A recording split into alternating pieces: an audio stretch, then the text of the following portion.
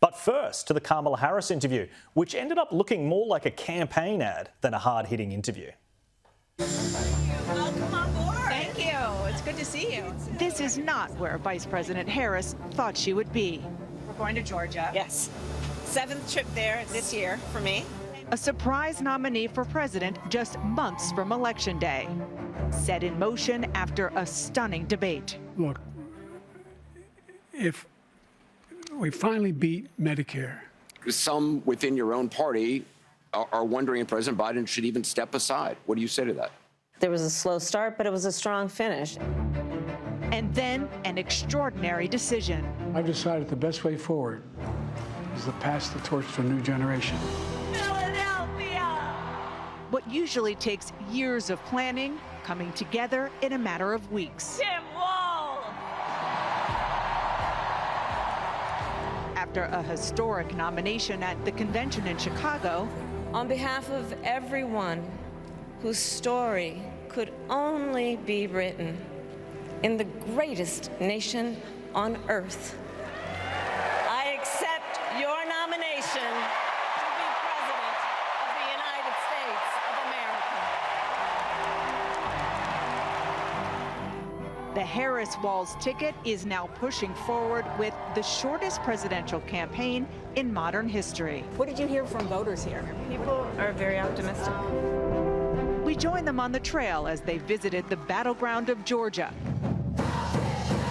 Just 68 days from the election.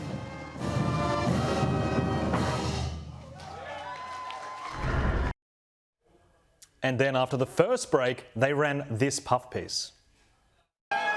As voters are getting to know Kamala Harris, they want answers on how she will make their lives better. She heard that here at Sandfly Barbecue in Savannah. What we're going to do to increase access to capital for small businesses, I'll be rolling out next week. Part of what we're going to be doing in terms of a tax credit. On the trail, she talks about her experience, years in the courtroom as a district attorney and eventually California's attorney general. She wants to reframe the contest as the prosecutor versus the felon. I know Donald Trump's type.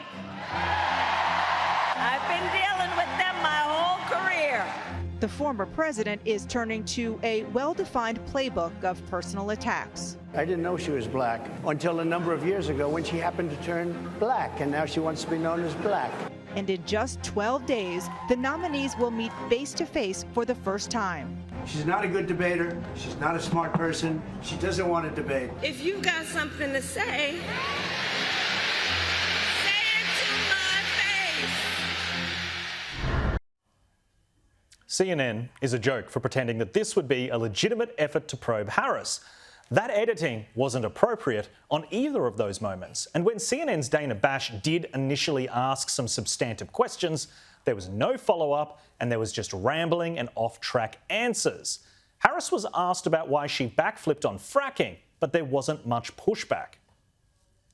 2019, I believe, at a town hall, you said you were asked, would you commit to implementing a federal ban on fracking on your first day in office? And you said, there's no question I'm in favor of banning fracking. So yes. So it changed in that campaign? In 2020, I made very clear where I stand. We are in 2024, and I've not changed that position, nor will I going forward. I kept my word, and I will keep my word. Harris had previously called for illegal immigration to be decriminalised, but when she responded to this fact, the reporter just let her ramble. Another question about something that you said in 2019 when you first ran. There was a debate. You raised your hand when asked whether or not the border should be decriminalized. Do you still believe that? I believe there should be consequence. We have laws that have to be followed and enforced that address and deal with people who cross our border illegally, and there should be consequence. And let's be clear, in this race, I'm the only person who has prosecuted transnational criminal organizations who traffic in guns, drugs, and human beings. I'm the only person in this race who actually served a border state as Attorney General to enforce our laws, and I would enforce our laws as president going forward. I recognize the problem. In truth, Harris is part of an administration which has an out-of-control illegal immigration issue, and the journalist failed to press further on this fact. And after these more serious questions, it got super weird, fluffy, and very promotional. Rather than digging into her record of policies, they started asking about the amazing moment Biden stepped aside for her. And we have some never-before-shared details about the phone call that changed everything between President Joe Biden and Vice President Kamala Harris. Really? That's your big exclusive? Well, it better be good. Let's check it out. My family was staying with us, and including my baby nieces. And we had just had pancakes and, you know, Auntie, can I have more bacon? Yes, I'll make you more bacon. And then we were sitting down to do a puzzle. And the phone rang, and it was Joe Biden. And he told me what he had decided to do. And I asked him, "Are you sure?" And he said yes. And that's how I learned about it. Wow, compelling stuff. Harris has been hiding from hard-hitting interviews since launching her campaign, and this was actually an opportunity for CNN to really test her candidacy. Instead, it is clear that this joke of a network simply wanted to promote her. It wasn't journalism, it was an endorsement. Well, joining me on the show this week is Sky News host Caleb Bond and Radio 2CC Stephen Senatiempo. Now, let's start with you, Caleb. I mean, could that have been more of a flagrant endorsement of this person than what we just saw? I don't even know how to respond to that, to be perfectly honest. I mean, remember during the 2016 campaign, CNN was derided as the Clinton News Network. Well, perhaps in this case they should change to KNN and be the Kamala News Network, because what I just watched there had more mayo on it than a bad burger from McDonald's. Seriously. They have set her up as though she's the second coming of Jesus, and we've got to have Kamala Harris, otherwise the US is going to fall apart, etc., etc. What you would expect from an interview with any presidential candidate is a sit-down without the theatrics of all the production value. I mean, they've gone for like it's a doco that you're going to watch on Netflix or something, right? You don't want the production value. You want a hard-hitting journalist sitting in front of someone who's asking to be elected President of the United States, asking hard questions for an hour straight. You want to see the candidate squirm and duck and dive and work out where they sit on things. And that's not what you got. You got, as you pointed out, a bit of a puff piece and what seemed to be a promotional bit of material. I'm sure Kamala will now be using it on all of her social media because, you know, why spend money making your own stuff when CNN will do it for you? Well, that's the thing. I mean, it was a pre-recorded interview, Stephen, as well. So they've had a lot of time to go in there and polish and edit. The way that they threw to various clips and sound bites was very strategic. But to Caleb's point, you've got somebody that wants to essentially be the most powerful person in the world, and nobody wants to test her. Nobody has the courage to point it back against her policies. Well, there's a couple of things here. I was actually talking about this on my radio program this morning, the fact that American politicians are not very good when they front the media as opposed to Australian politicians who do it far more often. And I made the point that, you know, as a talkback radio announcer, I can get the Prime Minister on my program from time to time, whereas that will never happen in the United States. They're very, very polished when they make a speech that's been written by somebody else and they've got an auto cue, but you put them in front of somebody without a script and they're absolutely hopeless. But getting back to the point here, we all knew CNN was going to go this way. I mean, the fact that it was edited down from, somewhere in the vicinity of an hour to 18 minutes tells you everything you need to know about this, that it was always going to be a promotional piece rather than a hard-hitting interview. Yeah, and I knew it was, Stephen. And I mean, Caleb, let's bring you in here. I knew it was going to be bad. But the way that they were segueing this music, the crying from the crowd, at one point they threw up a photograph and they made it, you know, this historic photograph where she's kind of silhouetted by a young woman and tried to make it out as if this was the greatest thing that was happening.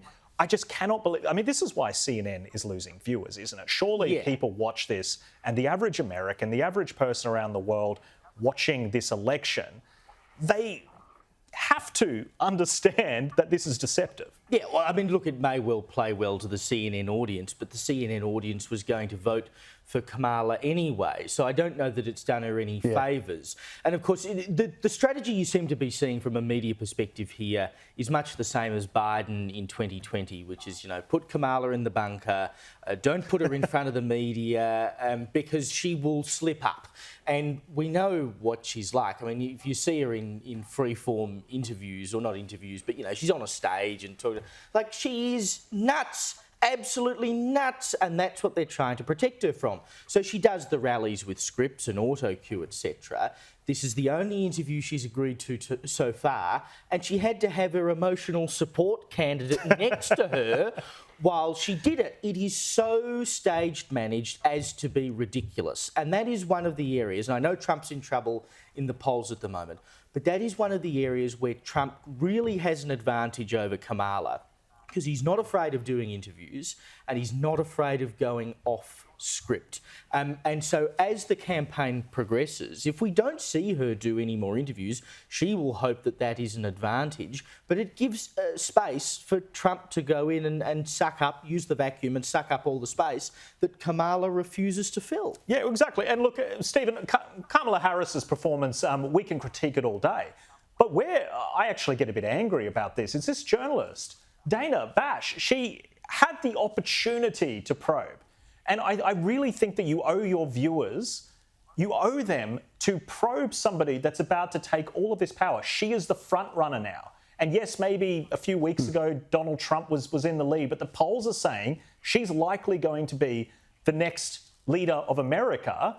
And we're just sitting here just waving her through. I just find it unconscionable. Yeah, but you've got to look at the context of it, Jack. I mean, you think back to the 2019 election when Scott Morrison was running, and, and I'm not particularly a Scott Morrison fan, but the media was en masse saying he cannot win this election, he's gone, it's going to be a Bill Shorten government. Then he proved them wrong, and many people in the media here hated that, and they never forgave him for proving them wrong. It didn't matter what his policies were, didn't matter what his performance was, he proved us wrong and we're going to get him. Well, Trump did the same thing in 2020, and they are out to get him because he proved them wrong. Now, I wish Trump was more statesmanlike and I wish he was different than he was. And he's very combative and all of that. But ultimately, his biggest crime is he proved the media wrong and they're going to get him back for it. Yeah, it's a really good point. I mean, Trump has labelled this interview boring. And in journalism, that's maybe the biggest sin that you can commit if you're an anchor and you have that opportunity. And Caleb, I mean, some of those moments are just nauseating where it's like, tell us about when Joe called you and changed the world, this coup essentially, where they've forced him to step down and everything's just through these rose-coloured glasses. And this is the thing, right? So you can do an interview like that, right? And so here at Sky News... But not the first, not the very first interview that she's done. But my issue is that they've dressed it up as a journalistic interview, right? So if you're going on with a host who clearly leans to one side and that's what their program is, you know what you're going to get out of it. I mean, if someone's interviewed by me on Sky News, they kind of know which way I'm going to go. Sometimes you don't know which way I'm going to go, but you kind of know which way I'm going to go with it, right? But what you expect out of a presidential interview, particularly the first one, as you point out, is hard-hitting journalism, and that's not what this was. It was an opinion piece as opposed to a piece of journalism. Decide which lane you're in and stick to it. Yeah, and the production value behind it was honestly akin to a campaign ad. It was bad.